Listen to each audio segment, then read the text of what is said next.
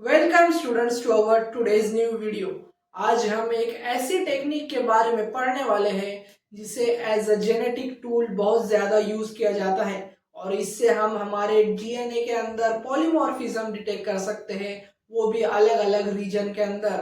और genetic variation bacteria, fungi, plants, animals in सब के अंदर इजीली डिटेक्ट कर सकते हैं। इसे पीसीआर के साथ कंबाइन कर यूज़ किया जाता है और इसे हम सब AFLP पीसीआर बेस्ड टूल के नाम से जानते हैं। इसका फुल फॉर्म है एम्पलीफाइड फ्रैगमेंट लेंथ पॉलीमॉर्फिज्म और इसके नाम में ही इसका पूरा प्रोसेस छुपा है students. Amplified fragment length polymorphism से मतलब है कि यहाँ पर डीएनए के फ्रैगमेंट्स पहले बनाए जाते हैं, उसे लेंथ वाइज एम्पलीफिकेशन होता है और फिर हम उससे पॉलीमॉर्फिज्म डीएनए के अंदर चेक करते हैं। जैसे कि हमने आरएफएलपी के अंदर देखा कि पॉलीमॉर्फिज्म क्या है। जीन पॉलीमॉर्फिज्म एक ऐसा प्रोसेस है जिसके अंदर हम यूनिकनेस चेक करते हैं। हम सब यूनिक है स्टूडेंट्स, हम 99.9% सिमिलर है। पूरी दुनिया मैं सिमिलर हूँ, सब सिमिलर है, पर 1% हम एक दूसरे से अलग है। हर बंदा 1% यूनिक है, हर पर्सन 1% यूनिक है। और वो किस लिए? वो है जीन पॉलीमॉर्फिज्म यानी जेनेटिक पॉलीमॉर्फिज्म की वजह से 1% वो डिफरेंट है। और ये डिफरेंट होता है वो VNTR रीजन की मदद से। किसकी मदद से स्टूडेंट्स? VNTR। ये VNTR है हमारे variable number of tandem repeats region, जिसे हमें चेक करना है। और ये कई सीक्वेंस में होते हैं, कई डिफरेंट रीजन्स में प्रेजेंट होते हैं और इसे डिटेक्ट करने के लिए AFLP यूज किया जाता है, क्योंकि AFLP जेनेटिक पॉलीमॉर्फिज्म को कई जीनोमिक रीजन के अंदर डिटेक्ट कर सकता है और जेनेटिक वेरिएशन इन बैक्टीरिया और फंजाई में कंपेयर करने के लिए और स्पीशीज लेवल पर सेपरेट करने के लिए जेनेटिकली इसे ज्यादा यूज किया जाता है। तो स्टूडेंट्स AFLP को ज्यादातर पीसीआर के साथ कंबाइन कर यूज करते हैं, क्योंकि यहाँ पर उसका एम्पलीफिकेशन भी होता है और फिर यहाँ पर उसका इजी डिटेक्शन भी होता है। और इसी के साथ आप लास्ट में इलेक्ट्रोफोरोसिस देख रहे होंगे, तो इलेक्ट्रोफोरोसिस का भी यूज होता है। पर PCR amplified fragment length polymorphism यानी AFLP पीसीआर शुरू करने से पहले आपको एक पॉइंट ध्यान में रखना है और वो है एक नई टर्मिनोलॉजी जो है एडेप्टर्स। एडेप्टर्स का यूज AFLP में बहुत ज्यादा होता है और एडेप्टर एक ऐसे सीक्वेंस होते हैं जो टू एंड बनाते हैं। स्टिकी एंड भी होता है स्टूडेंट्स उनमें और ब्लंट एंड भी होता है और ये लाइगेशन में काम आते हैं। यानी डीएनए लाइगेशन में हम डीएनए लाइगेज का ही नाम आज तक सुनते आए हैं। दो डीएनए को ज्वाइंट करने के लिए इन्हें यूज किया जाता है। पर आज नए जमाने में 21st सेंचुरी के अंदर एडेप्टर्स और लिंकर्स का यूज होता है। एडेप्टर एक ऐसे सीक्वेंस होते हैं जिनमें स्टिकी और ब्लंट एंड दोनों होते हैं और लिंकर्स के अंदर सिर्फ एक ही एंड होता है। तो स्टूडेंट्स दोनों का काम ज्वाइनिंग का है, पर एडेप्टर्स को ज्यादा यूज किया जाता है।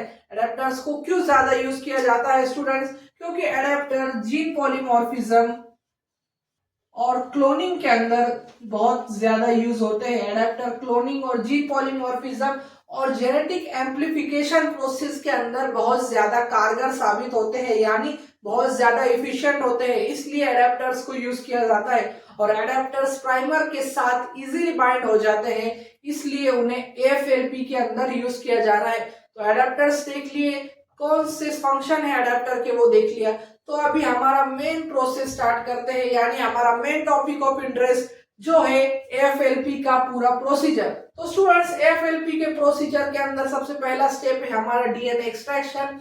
और डीएनए एक्सट्रैक्ट होने के बाद इस टोटल जीनोमिक डीएनए को हमें कट करना है और कट करेंगे किससे? हमारे मॉलिक्यूलर सीजर से, जो है हमारे रेस्ट्रिक्शन एंडोन्यूक्लियस। और इस स्टेप को हम कहेंगे रेस्ट्रिक्शन डाइजेशन, जो हमारा सबसे पहला स्टेप है हमारे AFLP के प्रोसेस के अंदर। स्टूडेंट्स अभी हमने इसका रेस्ट्रिक्शन डाइजेशन किया है। रेस्ट्रिक्शन डाइजेशन में हम इको R1 का यूज करते हैं ज्यादातर AFLP के अंदर, जो हमें स्टिकी एंड्स प्रोवाइड करता है।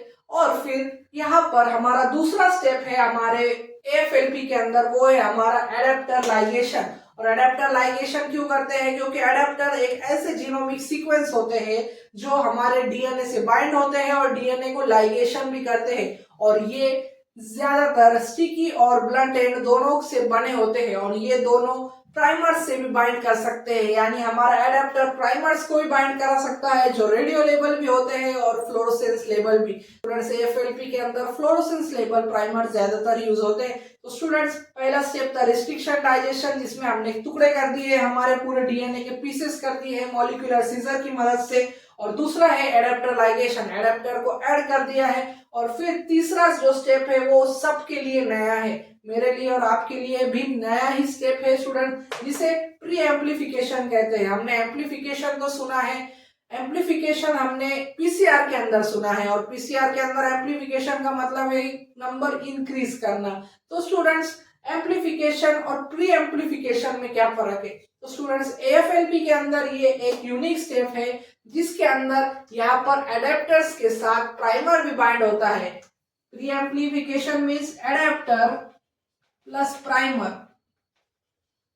तो स्टूडेंट्स ये है एडेप्टर और प्राइमर की बाइंडिंग का स्टेप, जिसे प्री एम्प्लीफिकेशन कहते हैं। और ये 3' एंड पर बाइंड होता है हमारे डीएनए के फ्रेगमेंट के, और डीएनए फ्रेगमेंट के 3' एंड पर एडेप्टर का लाइगेशन तो पहले ही हो चुका है, पर यहाँ पर प्राइमर्स बाइंड होते हैं। और प्राइमर मेनली फ्लोरोसेंस लेबल्ड होते हैं। क्या होते हैं स्टूडेंट?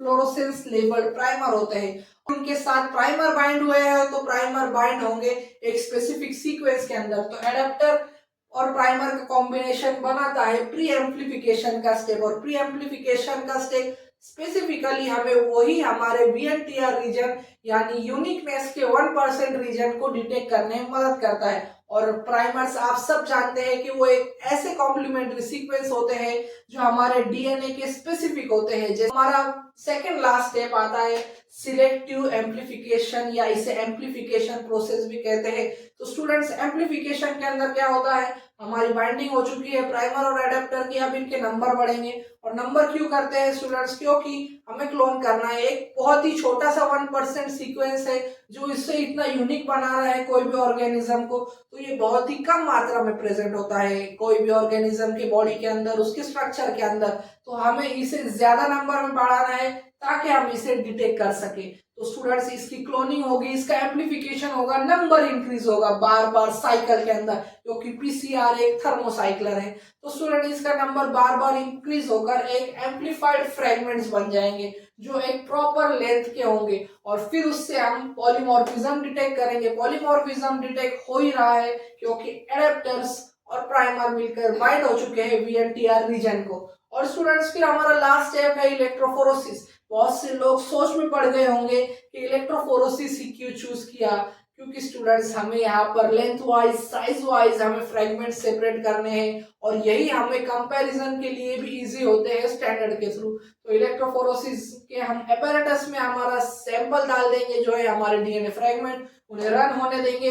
जो सबसे बड़ा होगा वो पीछे होगा और सबसे छोटी साइज वाला सबसे आगे होगा। और ये बैंड्स आने पर हम उसे हमारे नॉन वीएनटीआर रीजन के सैंपल से कंपेयर करेंगे। तो स्टूडेंट इलेक्ट्रोफोरोसिस के बाद हम यहाँ पर फ्लोरोसेंस डाई भी मदद करती है।